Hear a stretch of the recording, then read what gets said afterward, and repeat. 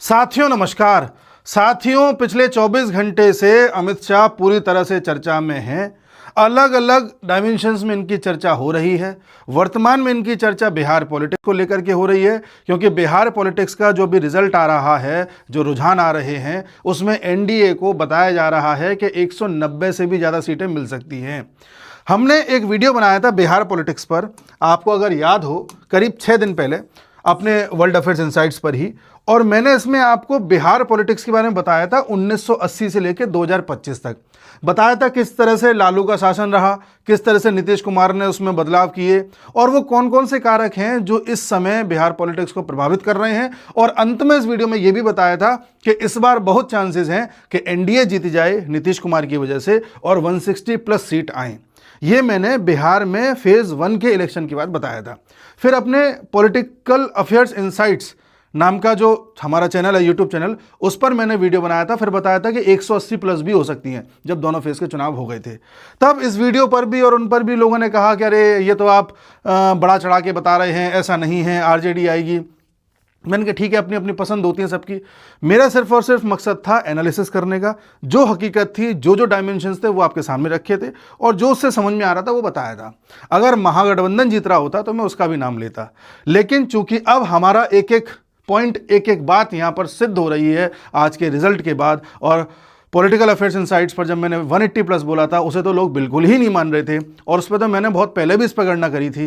तो आज मैं उन सभी को बताना चाह रहा हूं कि जब हम कोई रिसर्च करते हैं, कोई मेहनत करते हैं, तो सब चीज़ें देखी जाती हैं, उसके बाद किसी कंक्लूजन पे पहुंचते हैं। कई बार हमारी मेहनत गलत भी हो सकती है, हमारे कंक्लूजन गलत भी हो सकते हैं, लेकिन जब सही होते हैं तो उन्हें सही मानना भी चाहिए। अब आगे बढ़ते हैं अमित शाह जी के दूसरे डायमेंशन पर। चूँकि आज बिहार का रिजल्ट आ रहा है तो माना जा रहा है कि इनका बहुत बड़ा उसमें हाथ है कि किस तरह से पूरा मैनेजमेंट करना है, स्ट्रेटेजी बनानी है, कौन सा नेता कहाँ से लड़वाना है। इस पर मैं डिटेल्ड एनालिसिस करूंगा पॉलिटिकल अफेयर्स इनसाइट्स पर। जो इनका दूसरा डायमेंशन चर्चा में है वो है कल की इनकी बात, जो इन्होंने दिल्ली में हुए हमले को लेकर के कही है। इन्होंने कहा है कि दिल्ली ब्लास्ट जो हुआ है उसके बाद दोषियों को ऐसी सजा दी जाएगी कि पूरी दुनिया के लिए नजीर बनेगी और पूरी दुनिया देखेगी कि हमारे यहां टेररिज्म को लेकर के जीरो टॉलरेंस है। इसके बाद बड़ी चर्चा में ये रहे और लोगों में एक एक्साइटमेंट आ गया कि अब पाकिस्तान के खिलाफ कुछ होने जा रहा है। लोग ये मानने लगे कि अब जो है मोदी जी कुछ करने वाले हैं। अब करेंगे नहीं करेंगे, किसके खिलाफ होगा, ये तो वक्त बताएगा। हम आज एक एनालिसिस करके आपको ये बताने का प्रयास करेंगे कि कहानी किस तरह से आगे बढ़ेगी और क्या क्या संभावनाएं हैं।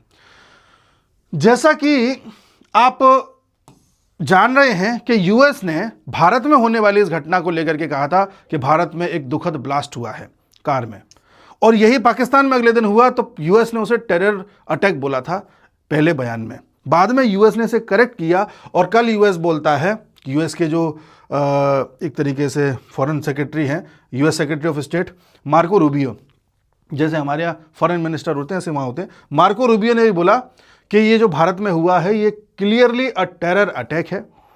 और इन्होंने ये भी कहा कि हमने भारत को मदद की पेशकश दी, भारत ने मना कर दिया, और भारत जिस तरह से पूरी छानबीन कर रहा है, जिस तरह से सबूत जुटाए जा रहे हैं, जिस तरह से कंक्लूजन निकाले जा रहे हैं, वो बिल्कुल परफेक्ट एग्जाम्पल है किसी भी प्रोफेशनल इन्वेस्टिगेशन का। भारत की तारीफ भी करी, तो ये तारीफ करें ना करें हमें फर्क नहीं पड़ता, हम अपने तरीके से ही काम करेंगे।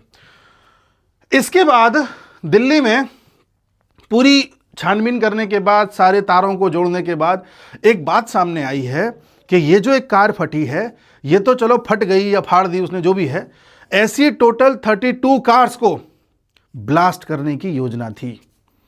जी हां, ये आतंकी लोग पूरी योजना बना रहे थे कि 6 दिसंबर को देश के अलग अलग हिस्सों में ऐसी 32 कारों में ब्लास्ट कराई जाएंगी। इसलिए वो 2900 kg का आपको अमोनियम नाइट्रेट मिला है। अब साहब 6 दिसंबर को ही क्यों? क्योंकि बाबरी मस्जिद जब गिराई गई थी वो तारीख 6 दिसंबर ही थी। उसका बदला लेना चाह रहे थे ये लोग। ऐसी बात अभी तक सामने आई है।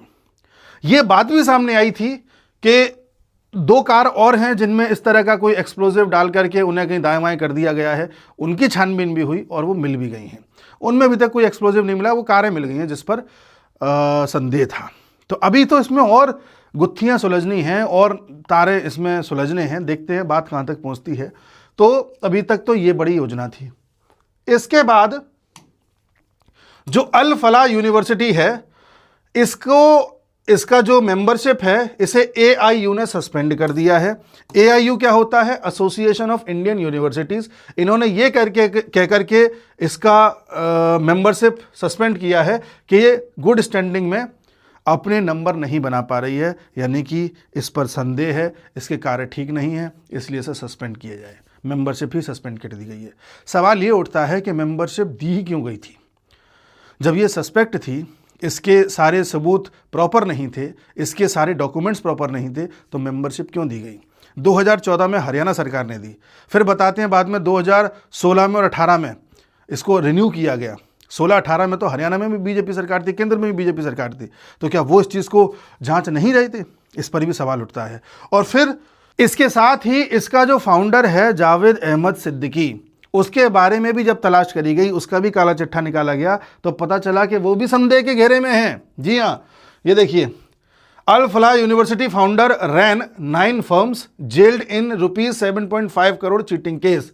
ऐसी ये लगभग 9 फर्म्स चलाता है। ये सभी फर्म्स अल फलाह यूनिवर्सिटी के ट्रस्ट से ही जुड़ी हुई हैं, वहीं से पैसा आता है। और पहले भी पास्ट में भी ये व्यक्ति लगभग 7.5 करोड़ के चीटिंग केस में जेल जा चुका है। ऐसा व्यक्ति तो फाउंडर है। ठीक है साहब, ये सिद्दीकी जो है मध्य प्रदेश के महू में इसका जन्म हुआ है और ये लंबे समय से इस तरह के सस्पिशियस काम कर रहा है। अभी ये भागा हुआ है, इसके बारे में खोजबीन चल रही है। बताइए, इतना बड़ा खेल एक यूनिवर्सिटी में चल रहा है, उसका मालिक इस तरह के केसेस में फंसा हुआ है और किसी को पता ही नहीं है। आगे देखिए, इसके अलावा एक पॉइंट और उठता है। चलिए, यूनिवर्सिटी पर आपने मेंबरशिप हटा दी, उसके मालिक को आप ढूंढ रहे हो। चलिए, आपने ये पता लगा लिया कि 32 ऐसी कारें और तैयार करके ब्लास्ट कराने की योजना थी। आपने उन आतंकियों को पकड़ लिया, मार दिया किसी को, जो भी है ठीक है, लेकिन इन सब में सरकार क्या करने वाली है? अब ऐसा क्या होने वाला है जिससे कि दुनिया उसे याद रखेगी? तो पहला पॉइंट आप गौर कर रहे हैं, अभी तक भारत ने या भारत के प्रधानमंत्री ने खुल करके पाकिस्तान का नाम नहीं लिया है। बेशक उन्हें वहां से तार जुड़े हुए मिले हों, ना ही बांग्लादेश का लिया है, बेशक तार जुड़े हुए मिले हों, लेकिन अभी नाम नहीं लिया जा रहा है। यह स्ट्रेटेजी है, मैंने पिछले वीडियो में बताया था। उसके अलावा एक चीज पर आप गौर और करें, मैंने आपको जब यह अटैक हुआ था, उस अटैक के बाद एक वीडियो बनाया था, ये वाला, इंडिया वॉन्ड बांग्लादेश, चौड़ा होगा चिकन स्नैक, याद कीजिए। इसमें आपको यह भी बताया था कि बांग्लादेश पर इतना ज्यादा ध्यान लोगों का क्यों है, क्योंकि बांग्लादेश में ही सभी प्रमुख देशों की मीटिंग्स हो रही हैं, वहाँ पर इन्वेस्टमेंट हो रहा है, वहाँ पर स्ट्रेटजीज बनाई जा रही हैं, वहाँ पर मैप्स डिस्कस हो रहे हैं। बांग्लादेश में ही टर्की के लोग आकर के डिस्कशन कर रहे हैं, बांग्लादेश में ही पाकिस्तान के लोग आकर के डिस्कशन कर रहे हैं, और पाकिस्तान का लिंक अजरबैजान से भी बढ़ा हुआ है। और इस तरह से बांग्लादेश को एक केंद्र बनाया गया है इन सब देशों के द्वारा, जिससे कि भारत में जहर को घोला जा सके। तो जब भारत कहता है कि पूरी दुनिया देखेगी, तो दुनिया ये देखेगी कि भारत इस इंसिडेंट से उठता हुआ पूरी जड़ को कैसे खत्म करेगा। टर्की के बारे में मैंने आपको इसमें बताया था, टर्की के एक एक लिंक्स दिखाए थे, किस तरह से टर्की का एक एक आदमी बांग्लादेश में आकर के मीटिंग करके गया है, और उसके ही अगले दिन आप देखते हो कि खबर आती है कि टर्की का भी लिंक इसमें शामिल है। जानिए इस बात को। तो टर्की एक फैक्टर निकल के आया है। पाकिस्तान पर हमको शक है, बांग्लादेश पर हम डिस्कशन कर चुके हैं, तीसरा फैक्टर टर्की भी निकल करके आया है। अभी तो न जाने और कितने ऐसे लिंक होंगे जो सामने आने बाकी हैं। तो इसमें अमित शाह क्या करेंगे? ये काम तो मोदी जी का है, राजनाथ सिंह जी का है, हमारे जयशंकर साहब को कुछ बोलना चाहिए। अमित शाह होम मिनिस्टर हैं, ये अंदर की गंदगी साफ करेंगे। इनको आगे करके बयान इसलिए दिलवाए जा रहे हैं, संकेत देने के लिए कि इनके हाथ में जो काम है अब वो किया जाएगा। जी, अब आप देखिए किस तरह से। आप एक चीज पर गौर कीजिएगा, अगर यहां पर अल फलाह यूनिवर्सिटी में काम करने वाला कोई डॉक्टर, पढ़ाने वाला कोई डॉक्टर इस तरह की कार्रवाई कर रहा है, तो वो जो उसने अमोनियम नाइट्रेट या जो कुछ भी केमिकल्स इकट्ठे किए, वो कहीं ना कहीं से खरीदे होंगे। अब वो जाहिर सी बात है, भारत में किसी ने करप्शन करके उसको दिया होगा। चलो ठीक है, उसके अलावा भी उस पर सामान था, ऐसी ऐसी चीजें थी जो ब्लास्ट वगैरह में काम आती हैं, रिमोट और न जाने क्या क्या उन पर था। वो सारी चीज़ें तो यहाँ कोई नहीं देता, वो जाहिर सी बात है बाहर से आती हैं। तो वो जाहिर जाहिर सी बात है कहीं ना कहीं बाहर से आई होंगी, या तो पाकिस्तान से आई होंगी, या पाकिस्तान से नेपाल गई होंगी, फिर नेपाल से आई होंगी, या नेपाल से भेज करके बांग्लादेश, या बांग्लादेश से आई होंगी। कैसे भी करके पाकिस्तान घुमा फिरा के उसे इंडिया में करवा रहा होगा, या तो नेपाल के रास्ते से, या नेपाल पहुंचा दिया, नेपाल से बांग्लादेश, फिर वहां से आ रहा है, या बांग्लादेश से डायरेक्टली आ रहा है, पता नहीं, ये कहीं ना कहीं से बाहर से आया है।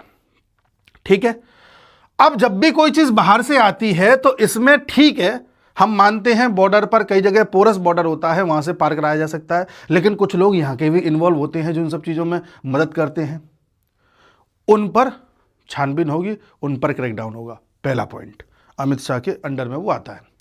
दूसरा पॉइंट नोट करिएगा, जब भी इस तरह की कार्यवाहियां इस देश में चलाई जाती हैं, सेकेंड हैंड कार उसने खरीदी, उसने जिससे खरीदी उसने किसी और से खरीदी, ऐसे करके कार भी जाने कितनी बार वो second hand, third hand, fourth hand जाने कितनी हैंड हो चुकी है। बताया जा रहा है जितनी भी कार्स इसमें इन्वॉल्व की जा रही थी वो सब इसी तरह से खरीदी और बेची जा रही थी। कोई कार ऐसी नहीं थी जो नई खरीदी गई थी, और ना ही कोई ऐसी थी जो सेकंड हैंड ली गई थी, वो fourth hand, fifth hand, sixth hand थी, इतने पीछे थी कि कोई पकड़ ही ना पाए। तो जब कार खरीद रहे हो तो कार कुछ पैसे में तो खरीदोगे, 50,000, 60,000, कितनी पुरानी हो जाए तो 50-60,000 की तो खरीदोगे। अब ये जो पैसा है ये कहां से आ रहा है? ये पैसा कहां से आ रहा है? योजना बनाने के लिए, मोबिलाइजेशन के लिए, रहने के लिए, खाने के लिए, मोबाइल्स यूज करने के लिए, हर चीज के लिए पैसा लगता है। वो पैसा कहां से आ रहा है? वो पैसा इस देश में आता है कुछ एनजीओज के जरिए, जो एनजीओज इस देश में मानव सेवा के लिए बनाए गए हैं, लेकिन वो काम दूसरा भी करते हैं। वो एनजीओज कहते हैं कि हमारे पास फॉरेन फंडिंग आ रही है। आप याद कीजिए सोनम वांगचुक, लद्दाख का केस, जाने कितने करोड़ उस पैसे पकड़े गए जो बाहर से आए थे, जिसका हिसाब सोनम वांगचुक दे ही नहीं पा रहा था। वो कहता वो तो आ गए, हमें पता नहीं चला, पता नहीं क्या क्या बोल रहा था।